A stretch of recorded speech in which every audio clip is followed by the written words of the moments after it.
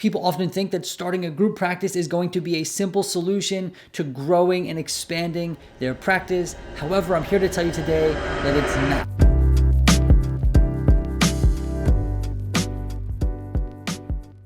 All right, so a lot of people come to me and want to know if they should start a group practice, and their starting point is typically, I'm getting a lot of referrals or my caseload is getting full and I don't want to keep turning people away, so I'm thinking I'm going to hire someone so that I can expand my practice. And although this is true, if you hire people, you can expand your practice and your caseload can grow. It is not just a simple solution to that problem. Once you expand into a group practice, you've now opened a whole new can of worms and you're going to be doing all sorts of things. And I want to share with you a couple things you might want to consider before starting a group practice. Now, this video might come across as, oh my gosh, the group practice is so hard and there's so much to do. I don't want to scare you. I started a group practice and I really love it. It has been really awesome and very rewarding. However, it has been a lot of work and a huge learning curve. And I just want people to be aware of the truth, the reality of things. So let's talk a little bit about that now.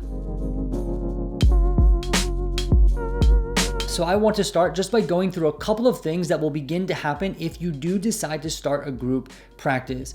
And the first thing is that you are going to basically become the HR department for your group practice. Now, whether you hire 1 employee or 4 to start, it doesn't really matter. You now need to learn all of the back-end HR things. Now, that might sound not very technical, but let me just run you through a couple that you need to think about. How are you going to post a job application? Are you going to hire W-2 employees or 1099 contractors? What's the difference between those two things? What kind of benefits do you need to provide to employees? What kind of benefits do you not need to provide to employees? What is workers' compensation? Do people need time off? How do you deal with vacation? What are you going to do about paychecks? How are you going to verify I-9 forms? I mean, I don't want to overwhelm you, but you're going to learn all these things, which is a really great skill that you're going to learn. However, once you hire someone, you're stepping into this world. You now become an HR department. So in addition to becoming the HR department, you're also going to become a teacher. You might be teaching clinical things. So if you are hiring LMSWs or people that need supervision, you'll be teaching obviously clinical stuff. But in addition to just clinical teaching, you're also going to be teaching staff and employees about your workflows and how your practice runs. So you're going to have to onboard people. You're going to have to teach them how to use the EHR or your medical record system. You're going to have to teach them what to do when clients cancel. What's the workflow? So you're going to be teaching people all about the practice and how it runs and how it operates. In relation to that, you're now going to become the go-to person for everything, whether that be late at night, early in the morning, middle of the day. You are the go-to person. Now, again, if you are a supervisor and you're doing clinical supervision, you obviously are going to be available for clinical crises and things like that. Now, what if it's an issue with a paycheck? Or there's an issue with the scheduler? Or there's an issue with processing payments? You're going to be the go-to person for that. Now, the thing is, you can hire people to do these things for you. So you can hire someone to do scheduling and billing. You can hire someone to do HR stuff and all that as well. However, I found that most people just starting the group practice don't have it in the budget to hire all this staff to do all these things. They usually start doing it themselves, and then once they grow, they hire out from there. So in the beginning, you are going to be the go-to person as well. Another thing to consider, and this one's really important, is that as a group practice, it's no longer just you. So going back to that initial issue of people thinking that this will be a simple solution to expanding, when people come to you in your solo practice, they're coming to see you, right? Whoever you are, they're coming to see you and you only. So once you get a group practice and you hire on a couple therapists, people still come to see you perhaps, and you're going to say, hey, my caseload is full. However, I have these clinicians here. It's not the same as seeing you. They might be awesome clinicians. They might be wonderful clinicians. However, this person is contacting you so they can see you. So now what you need to do is build up a reputation for your group practice. What does your group practice do? What do you folks do in your practice? And this is going to require marketing. right? So now you have to market your practice. You have to establish some sort of like group practice reputation and identity. You want people to begin calling you or reaching out to your practice because they want services from your practice, not just you as an individual.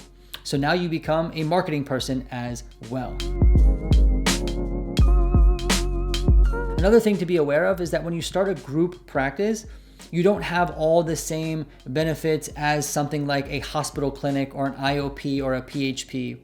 A lot of times people come to me and they've had past experiences, perhaps in an IOP or a large hospital network, and they want to know why they can't do the same things that the hospital clinic was doing. A major one is LMSWs, or people working towards a license, billing health insurance companies. This is something you will often see in big hospital clinics or in IOPs, PHPs, and in group practices, you're not allowed to do that. LMSWs, or people working towards their licensure, are not able to be paneled with insurance companies, at least not most of them here in New York. And this is because there are differences in how these two entities are licensed, regulated, and contracted with insurance companies. Now, with all this being said, you might say, why did you just deter me from starting a group practice? All of that is overwhelming. Now, I don't want you to be deterred. Like I said in the beginning, starting a group practice is awesome. I actually encourage people to do it. I just want people to know what they're stepping into. You are stepping into a lot of work and a big learning curve. However, there are so many benefits to starting a group practice. And the first one is true. You will expand. It allows you to hire therapists and expand your practice and expand your services to more people in your community. Additionally, I get to teach other therapists. I love being able to share clinical knowledge and help therapists grow. That is something that's very rewarding to me. So I really love being able to do that as well. And then finally, although it is time consuming and there's a huge learning curve, all those things that I mentioned, the HR stuff, the marketing stuff, these are skills and tools that I am building and have built that are going to be really useful in the future. So I also see this as an investment. I'm able to learn a whole new set of skills. I now know how to onboard, how to hire. I know the difference between W-2 and 1099. I understand that kind of stuff. And these are skills and tools I would not have had if I didn't start a group practice. Anyway, I hope this video was helpful for you. I hope you learned something. And until next time, I look forward to seeing you soon.